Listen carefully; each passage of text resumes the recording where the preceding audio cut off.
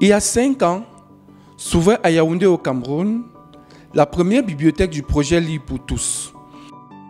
Baptisée Eno Belinga, en hommage à ce grand homme de culture, elle est logée au sein du laboratoire des théâtres Otni.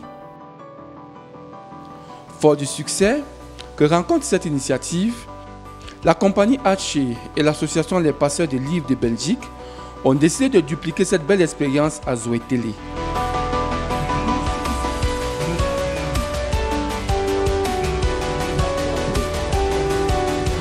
Ainsi, le 22 juin 2023, s'ouvrait devant un parterre de personnalités la bibliothèque municipale de Zoé Télé. Première du genre dans la région du Sud, elle est située dans les anciens locaux de la mairie.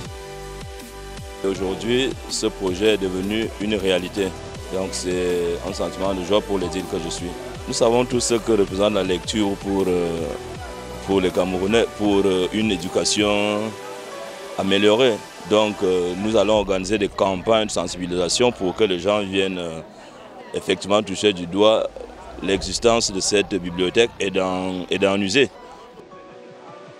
Loin d'être un projet politique, cette bibliothèque est un don de la société civile, artistique et culturelle à la communauté de Zoé Télé. De la gratitude de l'honorable Bernadette Abui, qui était la porte d'entrée de cette initiative dans cette commune située dans le département du Djaïlobo. Merci d'avoir pensé à nous. Et c'est par rapport à votre projet que je me suis aussi dit pourquoi on m'a amené ça dans le télé. Déjà c'est un peu reculé, c'est presque une zone rurale, mais qui a tellement d'écoles, plus de 40 écoles. Les populations peuvent aussi avoir l'accès à la connaissance du livre pour faire leurs recherches, des rencontres comme chez vous.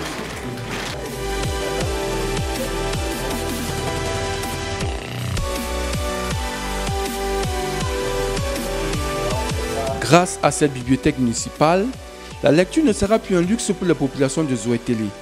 La configuration du cadre et l'esprit d'innovation essoufflé au projet en fait la particularité. Nous ouvrons des points culture en fait. Des points culture qui sont des lieux où on ne vient pas seulement lire, mais les lieux de débat, de rencontre, de création et des lieux de croisement de regards. Et les lieux où les artistes locaux et internationaux viennent donner des ateliers, viennent mener des ateliers avec les artistes et les populations locales. Les livres qui constituent la matière première de cette bibliothèque sont des dons d'éditeurs, d'écoles, particuliers et autres familles qui souhaitent donner une chance à demain. Oui, j'aime la lecture. Je lis souvent les romans de l'école et puis je trouve que c'est une bonne idée de la part de Madame la députée d'avoir fait cette bibliothèque parce que c'est vraiment bien. Je pourrais souvent venir lire. J'aime lire, c'est quelque chose, j'aime faire des loisirs. C'est surtout des BD, c'est quelque chose que j'aime faire et le sport, j'aime lire ça. Donc, je remercie beaucoup les gens qui ont organisé. Dans notre arrondissement, la population n'était pas habituée à ce type de service. Donc, il faudra faire une large communication pour faire savoir que ça existe déjà dans l'arrondissement.